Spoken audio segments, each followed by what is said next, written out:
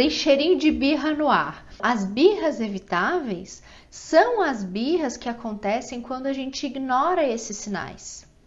Então, quando a criança já tá espinhenta e eu tô ali tentando administrar, não, só mais um pouquinho, daqui a pouco ela dorme.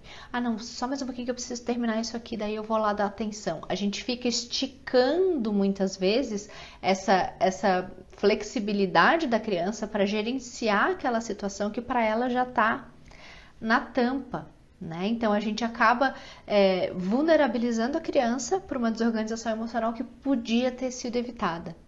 Se o meu olhar tivesse afiado, se eu tivesse atento a esses sinais que ela dá, se eu tivesse atento a uma agressividade um pouquinho maior, a uma intolerância, a uma irritabilidade, uma dificuldade de focar nas atividades que ela tem, uma dificuldade de conectar comigo, eu já estaria sentindo cheirinho de birra no ar. E se eu estivesse sentindo cheirinho de birra no ar, muito provavelmente eu teria tido chance de agir para evitar a birra, né? Então, a nossa ferramenta principal, ela é a observação.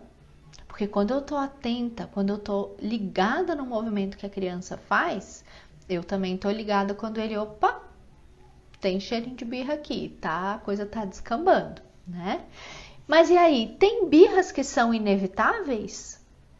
Sim, tem birras que são inevitáveis.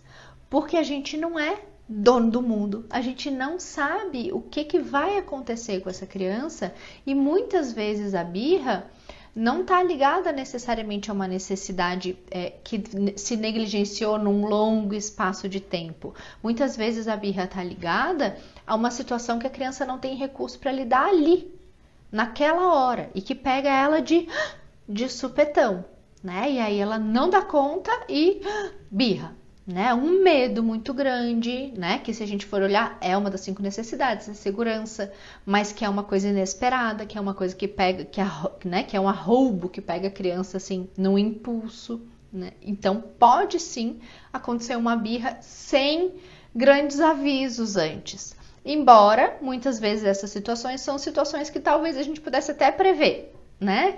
Dependendo do que a gente já conhece da criança, dependendo do que a gente sabe que a gente vai encontrar numa situação que a gente vai se colocar, né? Tipo, levei uma criança pequenininha para ver o Papai Noel e o Papai Noel quis botá-la no colo e ela ficou com muito medo e teve uma crise de birra. Bom, se eu tenho uma criança pequena, que eu sei que é uma criança sensível, que se assusta com facilidade, que nunca foi ver o Papai Noel, ou que já viu o Papai Noel e já demonstrou medo em outras situações, ou que eu sei que meu filho não gosta de aglomeração, então para ir ver o Papai Noel eu sei que vai ter fila, sei que vai ter aglomeração. Então tem algumas coisas que, ainda que sejam nesse supetão, nesse inesperado, se a gente tá atento, ainda dá talvez algumas coisas pra gente tentar se organizar para minimizar o impacto, né?